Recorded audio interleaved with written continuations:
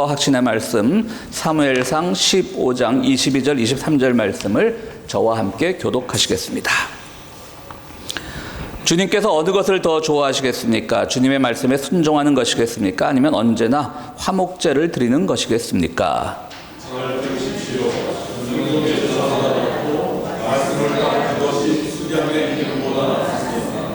함께 하시겠습니다. 거역하는 것은 점을 치는 죄와 같고 고집을 부리는 것은 우상을 섬기는 죄와 같습니다. 아멘.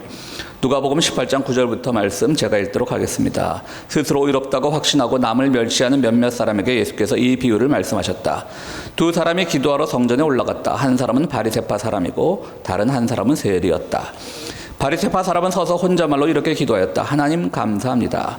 나는 남의 것을 빼앗는 자나 불의한 자나 간음하는 자와 같은 다른 사람들과 같지 않으며 더구나 이 세리와는 같지 않습니다. 나는 일에 2번씩 금식하고 내 모든 소득의 11조를 바칩니다.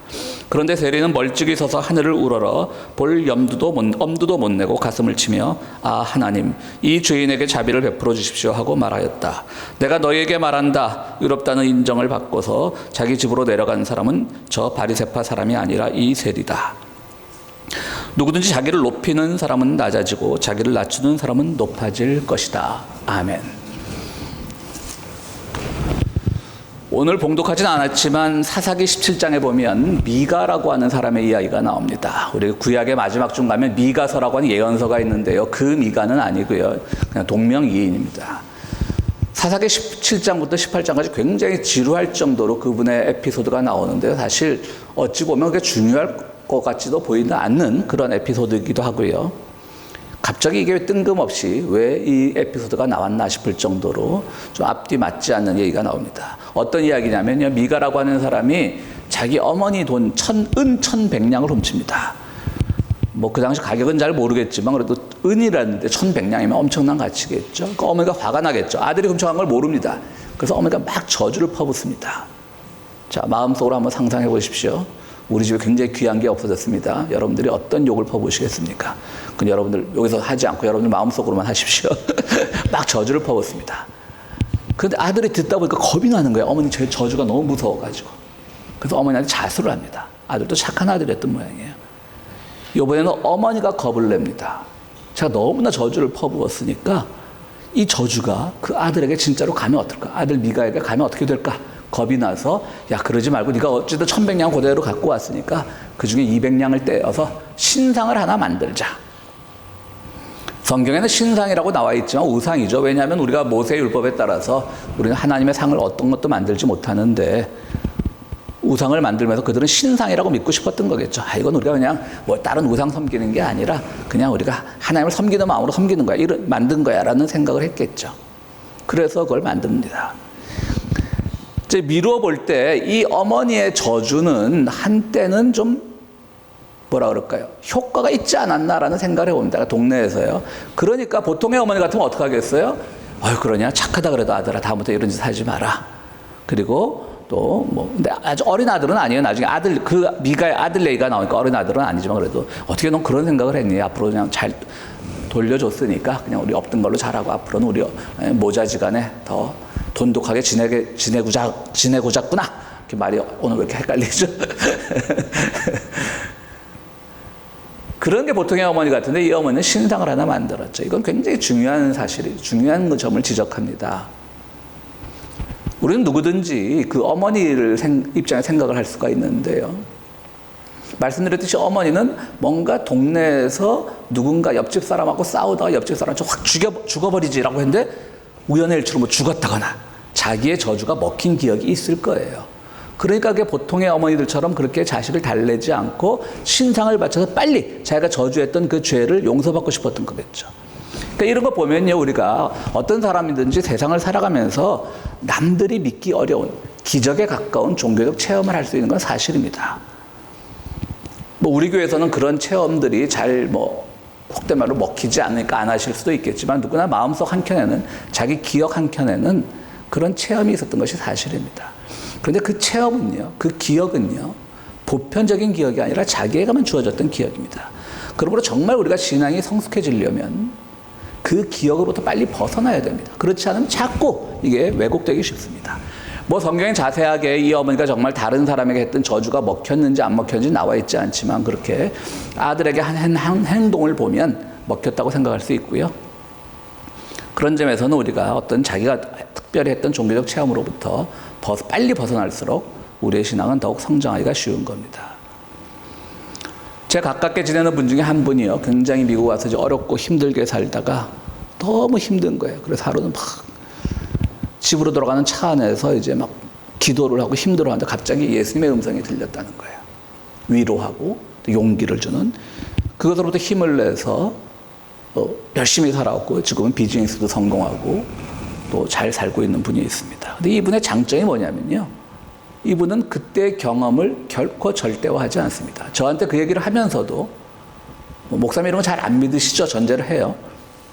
그리고 또 저도 그것이 환청일 수도 있고 또 내 마음의 소리가 이렇게 들리는 걸 수도 있지만 어쨌든 저는 그날 그런 경험을 한 것이 사실이고 라고 자기의 경험을 절대화하지 않고 환청일 수도 있고 그렇게 얘기를 해요. 저는 굉장히 그 자세가 좋다고 생각합니다. 어쨌든 우리는 뭐 그런 경험이 없는 사람들은 에이 설마 뭐 주님이 한국말을 하셨나 헬라어로 하셨나 뭐 아람어로 하셨나 뭐 그런 의심도 하게 되는데요. 뭐 들은 것은 사실이고 그것으로 해서 그분의 삶이 바뀌었으면 굉장히 소중한 경험이죠. 근데 그분이 더 높은 것은 그 소중한 경험을 보편화시켜서 야 너도 기도해봐 어려운 기도해봐 하나님 응답해 주실 거야 이런 말을 하지 않고 자기의 소중한 경험으로만 간직한다는 거죠. 그 굉장히 살아가는 모습이 다른 사람들과 이렇게 뭐 화평도 잘하고 다른 사람들과 덕을 쌓고 그런 삶을 사는 걸 보고 참 올바른 신앙이다. 참 성숙한 신앙이라고 생각을 했습니다. 그렇습니다. 그래서 그 200냥으로 은 200냥으로 신상을 만드는 거 자기들 딴에는 좋은 표현일 수 있는 거예요. 그들이 뭐 바알신을 만든 것도 아닐 거예요. 아마 자기들 머릿속에서 가장 여호와에 가까운 모습을 상상하고 신상을 만들었겠지만요. 우리가 어떤 종교적 경험을 했다고 해서 그 표현을 한다고 해서 그것이 항상 옳은 것은 아니라는 말씀을 드리는 겁니다. 오늘 미가의 이야기는 그것을 보여줍니다. 분명히 아들이 돈을 가져왔고 다시 그 큰 돈을 찾았고 분명히 감사할 일이죠. 그런데 그것이 감사하다고 해서 신상을 만들면 그것이 내 감사의 표현이에요 라고 하면 옳지 않다는 거죠. 요즘 말로 하면 모든 사기와 협잡을 해서 돈 번 사람이 주님 감사합니다라고 헌금 드린 것과 뭐가 다르겠습니까? 그가 어려움에서 이겨내고 사업에 성공한 것은 축하받을 일이지만 그 과정에서 뭔가 잘못이 있었다거나 아니면 과정에서 아무런 잘못이 없어도 그 표현이 이렇게 미가의 어머니처럼 우상을 만드는 것으로 나타난다면 그것은 누구도 인정하고 반가워할 일이 아니라고 하는 것입니다. 그런데 이 이야기는 계속 지루하게 계속됩니다. 미가가 생각을 해보니까 신상이 그럴듯하거든요. 야, 이 모세율법에는 신상 만들지 말라 그랬는데 만들고 보니까 그럴듯하거든요. 우리가 중세교회 때 한 9세기에서 10세기경에 성상 파괴 논쟁이라는 게 있었습니다. 서방교회, 그러니까 지금 이제 우리가 가톨릭교회, 천주교라고 믿는 서방교회와 동방교회, 그리스 정교라고 믿는 그 동방교회, 그리스 터키 중심으로 는 동방교회가 성상을 만들지 말자고 막 싸웠어요. 그 서방교회는 우리가 잘 알다시피 뭐 성상이 있잖아요. 마리아상도 있고 동방교회를 다 없애야 된다고 싸웠는데요. 한 2세기에 걸친 싸움 속에서 결국은 동방교회가 집니다. 다 없애버렸어요. 그러니까 이 성도들의 신앙이 좀 뭐라 그럴까요? 좀 심심해지고 의미가 없어지고. 그러니까 우리가 성상이라는 것은요. 물론 우리 개신교는 성상을 섬기지 않지만 그냥 오늘날의 어떤 조각품이나 종교적인 그림을 보면 감동하는 수준에서 그쳐야지 거기에서 어떤 종교적 의미를 메시지를 부여하면 안 되는 것이죠. 근데 이들은 바로 미가는 그 성상을 보고 신상을 보고 야 내가 한번 종교를 만들어 봐야 되겠다 라는 생각까지 이르는 거예요. 그러면 자기 아들 중에 하나를 제사장으로 택해요. 그리고 제사장을 만들었어요. 어떻게 보면 여호와 종교 중에 당신 뭐 유대교라는 이름도 생기기 전이고 뭐 기독교라는 이름은 당연히 생기기 전이니까 또 여호와를 믿는 종교 중에 최초의 이단이라고 할 수가 있죠. 자기가 신상을 섬겨서 자기가 아들을 제사장으로 임명을 해요. 그러니까 뭐 요즘 교회 세습하고도 틀려요. 교회 세습은 그래도 아버지들이 목사지. 근데 이거 목사도 아닌 사람이 신상 하나 만들어 놓고 자기 아들에게 제사장자를 줘요. 근데도 이 사람은 좀 양심은 있었던 사람 모양입니다. 좀 마음 한구석으로 찜찜한 데가 있으니까 어느 날 떠돌이 레위인을 만나게 됩니다. 제사장은 레위인에서만 나오게 돼 있잖아요. 레위인 지파에서만. 레위인을 하나 만나니까 네가 제사장해라. 너 어차피 레위 출신이잖아. 그러니까 레위 출신하고 또 다 제사장되는 건 아니거든요. 근데도 어쨌든 자기들은 레위인이 아니니까 레위인이 네가 좀 하면 그래도 낫겠다 싶어갖고 그를 제사장을 시켜요. 그래서 얘가 또 이렇게 뭐 합니다. 그런데 단지파라고 있죠. 우리 12지파 중에. 지루하세요? 그냥 성경 17장, 18장이 다 지루한 얘기입니다. 단지파가 본래는 이제 요단강을 건너서 지파를 땅을 다 분배받았을 때 단지파도 분배를 받았는데 블레셋이라고 하는 그 강대국이 옆에 있는 바람에 계속 싸우면서 단지파는 자기 땅을 조금씩 뺏겨갖고 지파 전체가 이제 자꾸 다른 땅을 찾아 떠납니다. 다른 땅을. 그래서 막 이제 지파 전체가 헤매고 있는데 이 마을을 지나가게 됐어요. 그러다 보니까 야, 저기 제사장도 있는데 당신 너 따라와. 사람을 빼가는 거예요. 신상하고. 도둑질을 한 거지 단지파가. 그러니까 야, 우리도 이제 하나님께서 우리에게 신상을 하나 주셨다. 제사장도 주셨다. 그럼 우리도 이제 땅을 잡고 나라를 차지하자. 라고 하면서 라이스라고 하는 지파가 평화롭게 잘 살고 있는 지파였어요. 성경에도 나와요. 평화롭게 잘 살던 지파인데 그 땅을 쳐들어가서 그 사람들을 다 몰살을 시키고 결국은 그 땅에서 차지합니다. 근데 여러분, 요한계시록은 앞으로 다가올 날의 이야기를 담은 책 아닙니까? 거기에 보면 단지파이가 안 나옵니다. 굉장히 중요한 얘기입니다. 뭐 상징적이긴 하지만 나중에 이스라엘의 12지파가 다시 부흥하는 것, 그런 거는 오늘날 그걸 그대로 우리가 글자 그대로 믿을 필요는 없지만 그래도 단지파가 빠져있다는 건 굉장히 상징적이지 않습니까? 단지파는 오늘 무엇을 상징합니까? 그래서 이 말씀이 굉장히 소중해요. 지루하다고 말했지만 바로 자기들이 종교적 체험을 했다고 해서 그것을 자기들 마음대로 표현하는 것도 받아들여지기 어렵지만 자기들이 믿을 만한 신상이 있고 제사장이 있고 자기들이 하나님의 지파라는 것을 가지고 라이스라고 하는 평화로운 땅을 쳐들어가서 그 땅을 차지했어요. 그런데 요한계시록에서는 그 단지파가 없어졌어요. 사라졌어요. 나중에 부흥 안 하는, 나중에 다시 살아나지 않는 지파라는 뜻인 거죠. 여러분, 이것도 오늘날 현실, 뭐 오늘날의 현실은 아닙니다만은 근세의 현실과 비슷하지 않습니까? 기독교의 이름으로, 그때는 이제 가톨릭이겠죠. 천주교의 이름으로 남미에 쳐들어가서 평화롭게 살던 원주민들을 죽이고 자기들이 하나님을 믿는다라는 이름으로 함부로 교회를 세우고 그들의 신앙을 무시하고, 그것이 이 단지파가 라이스 지파를 공격한 것과 비슷하지 않습니까? 평화롭게 살던 사람을. 근데 그걸 기억해야 돼요. 단지파는 요한계시록이 없습니다. 종말의 날에 다시 일어날 지파가 아니라는 뜻입니다. 또 단이라는 얘기 때문에 여러분들 많이 들으셨겠지만 또 한국의 막 고조선사 이런 거 강조하는 분들은요, 단지파가 한국까지 와서 단군을 세운 거예요. 단군 조선을. 단인자 하나 같다고. 근데 저는 그것도 뭐 믿지도 않지만 설사 그랬다 손 치더라도 뭐 하겠어요. 단군 지파는 요한계시록에도 안 나오는데 나중에 부흥도 못 하는데.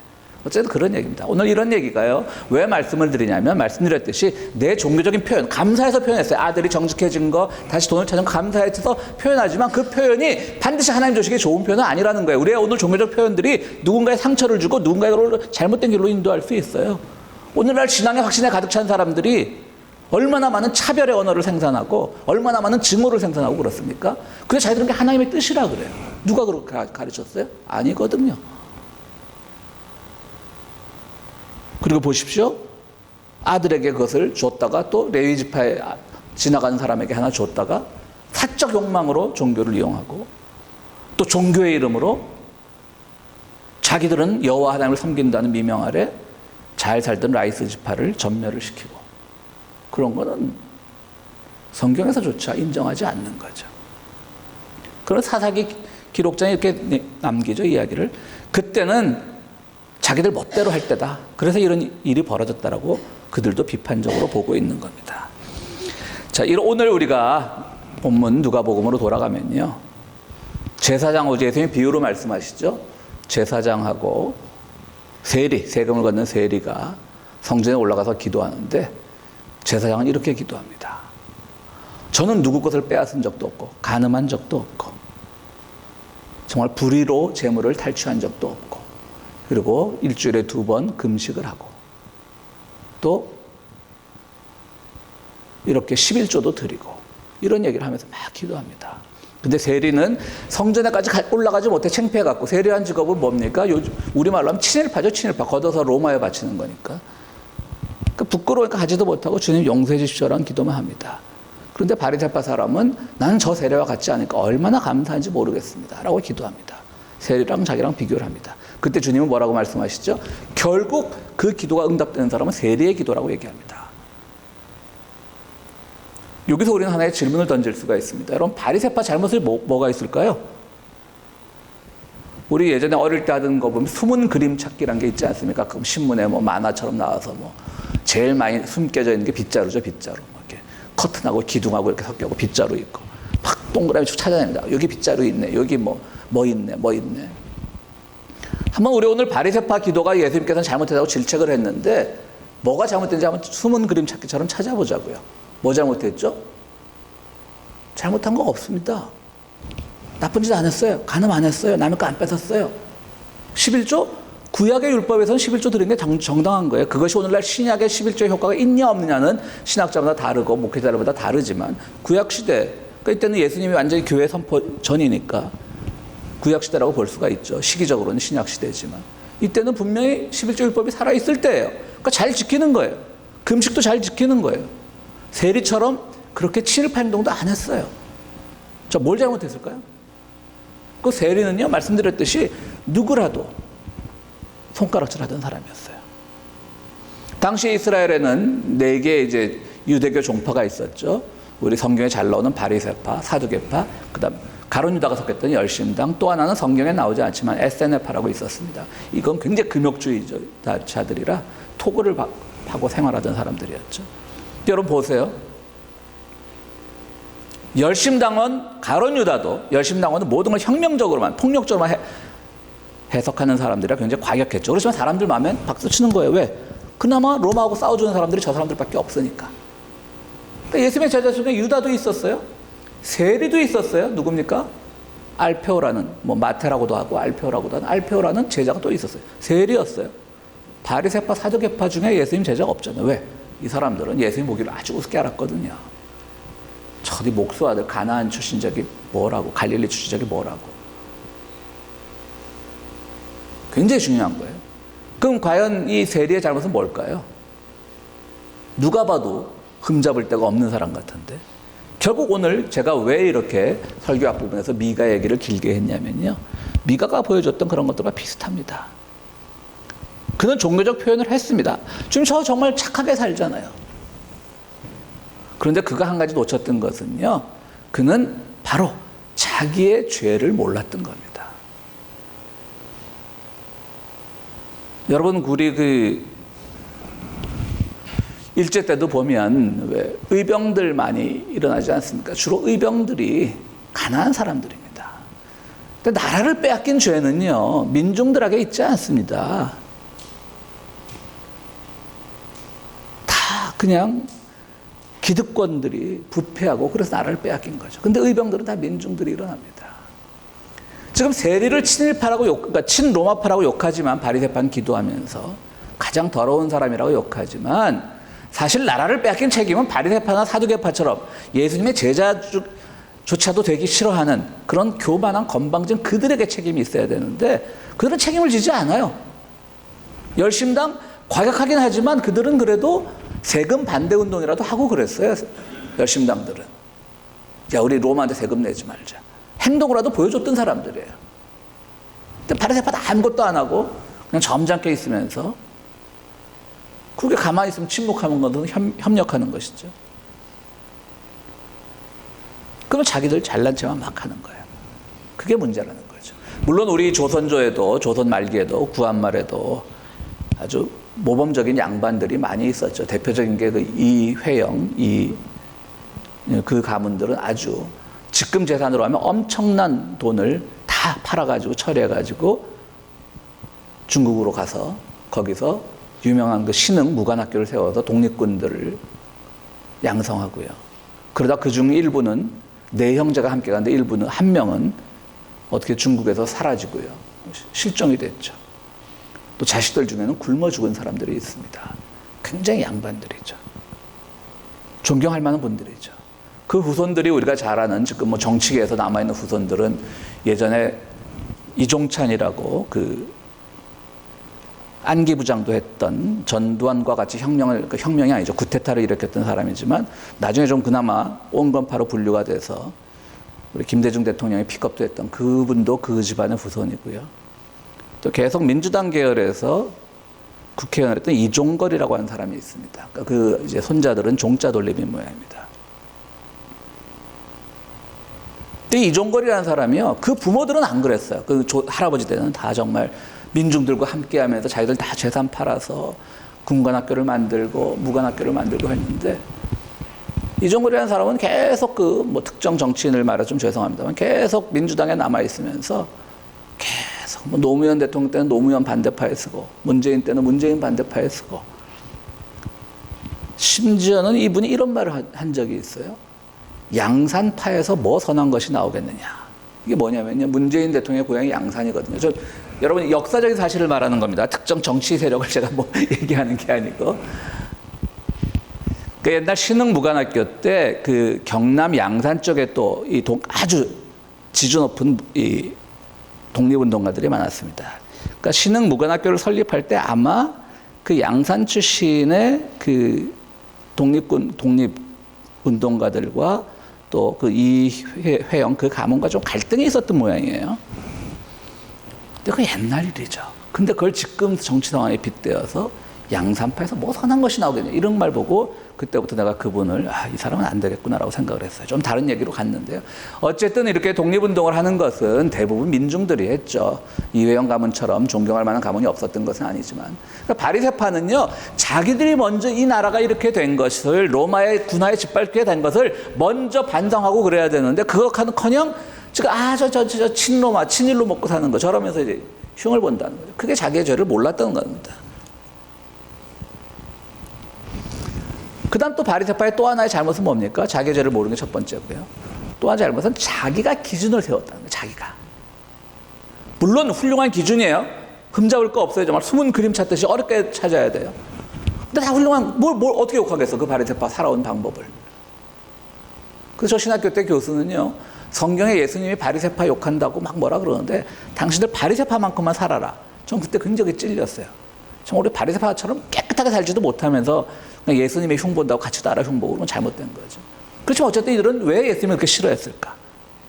자기가 기준을 세운 거예요. 물론 도둑질하지 않는 것, 남의 것 빼앗지 않는 것, 11조 잘 드리는 것, 금식하는 것, 다 훌륭한 기준이지만 그것은 그 구약 시대의 기준이고 그 기준은 다시금 해석되어서 이 로마의 압자에 있을 때 새롭게 해석되어야 되는데 그걸 몰랐던 거예요. 우리가 그래서 기독교 윤리는요, 상황 윤리예요. 뭐냐면 성경에 이렇게 써있으니까 이대로 해야지 그게 아니에요. 상황 따라 바뀌어야 되는 거예요. 그래서 우리가 기독교의 말씀을 새롭게 해석하고 오늘날은 어떻게 해석을 해야 되는지. 뭐 성경에 보면 뭐 동성애하는 사람 다 돌로 쳐 죽이라 그러잖아요. 그럼 저는 그걸 들어서 동성애 반대 운동하는 사람한테는 그렇게 얘기해요.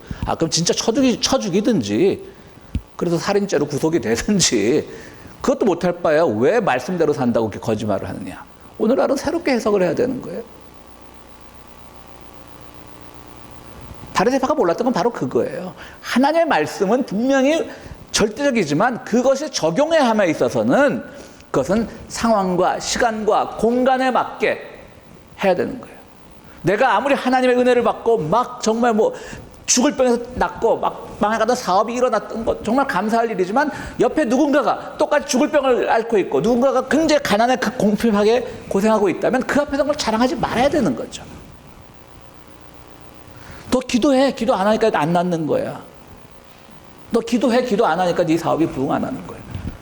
그들이 일어섰던 경험은 좀 부정하고 싶지 않아요. 그들은 뭐 종교적 경험으로 그런 경험했겠죠. 근데 그건 상황과 시간과 다른 거예요. 그 다른 걸 몰랐기 때문에 바리새파가 잘못을 한 거죠. 그것이 오늘 우리 애들에게 주는 귀한 말씀입니다. 2차 대전 때요, 그 데스몬드 도스라고 하는 한 병사가요, 무려 75명에 달하는 그 뭐 일본군 할 것 없이 오키나와 전투에서 75명에 달하는 부상자를 그 포화 속에서 구출해내서 치료해 준 것으로 유명합니다.